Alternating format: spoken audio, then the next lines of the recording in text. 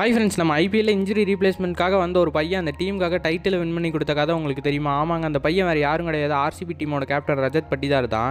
இவர் ஃபஸ்ட்டு 2021 ஆக்ஷனில் ஆர்சிபி வாங்கினாங்க. அந்த சீசனில் ஒரு நல்ல பெர்ஃபார்மன்ஸ் கொடுக்க முடியாதனால 2022 ஆக்ஷனில் இவர் ரிலீஸ் பண்ணிடுறாங்க. அந்த வருஷம் இவர் அன்சோல்டாக ஆயிடுறாரு. தன்னோட கிரிக்கெட் கரியரே முடிச்சுன்னு நினச்ச டைமில் தான் ஆர்சிபியில் ஒரு இன்ஜுரி ரீப்ளேஸ்மெண்ட் காரணமாக திரும்பி இவரை வாங்குறாங்க. அந்த சீசனில் எல்லா மேட்சஸ்லையும் பெர்ஃபார்ம் பண்ண முடியினாலும் அந்த சீசனோட எலிமினேட்டர் மேட்ச்சில் வாய்ப்பு கிடைக்குது. அந்த மேட்ச்சில் தரமான செஞ்சுரியை போட்டு ஆர்சிபி எலிமினேட்டரை வின் பண்ண முக்கிய காரணமாக இருந்தார்.